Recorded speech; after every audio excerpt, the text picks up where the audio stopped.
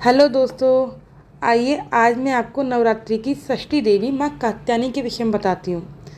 या देवी सर्वभूतेषु माँ कात्यायनी रूपेण संस्थिता नमस्तस्यै नमस्तस्यै नमस्तस्यै नमो नमः। माँ पार्वती ने जब राक्षस महिषासुर का वध करने के लिए देवी कात्यायनी का रूप धारण किया, यह देवी पार्वती का सबसे हिंसक रूप होता है और तब से माना भी गया है। इस रूप में देवी पार्वती को योद्धा देवी के रूप में भी जाना जाता है।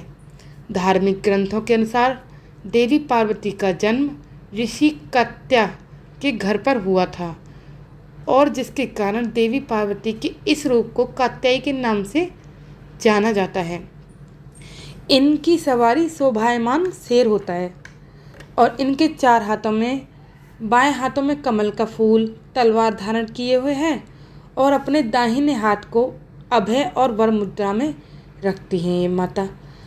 इनकी मुद्रा सबसे हिंसक रूप होती है और इनका ग्रह गुरु होता है और इनका शुभ रंग गहरा नीला माना जाता है।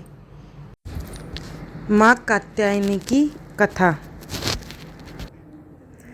इस देवी को नवरात्रि में छठे दिन पूजा जाता है।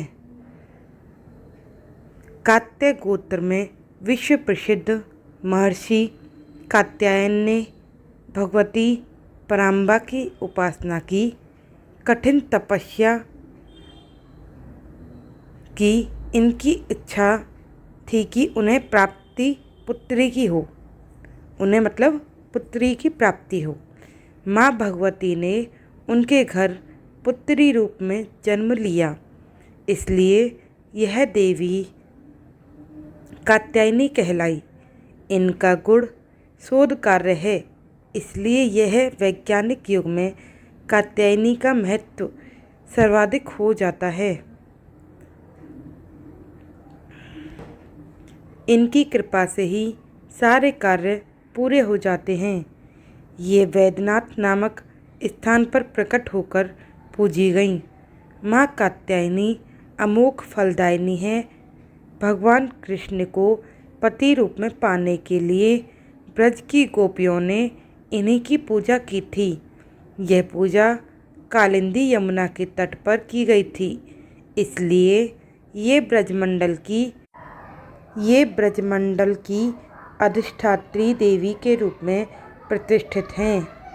माँ कात्यायनी शत्रुहंता हैं, इसलिए इनकी पूजा करने से शत्रु पराजित होते हैं और जीवन सुख में बनता है। जबकि माँ कात्यायनी की पूजा करने से कुंवारी कन्याओं का विवाह होता है। नवरात्रि के छठे दिन भक्त का मन आग्नेय चक्र पर केंद्रित होना चाहिए। अगर भक्त खुद को पूरी तरह से माँ कात्यायनी को समर्पित कर दे तो माँ कात्यायनी उसे अपना असीम आशीर्वाद प्रदान करती हैं। नवरात्रि के छठे दिन माँ कात्यायनी की पूजा की जाती है और माँ कात्यायनी बृहस्पति ग्रह की स्वामिनी मानी गई हैं। कात्यायनी देवी की पूजा करने से बृहस्पति ग्रह से संबंधित दोष समाप्त हो जाते हैं। Thank you. ऐसी ही पौराणिक कहानियों को सुनने के लिए हमारे चैनल को लाइक करें, शेयर करें और सब्सक्राइब करना ना भूलें।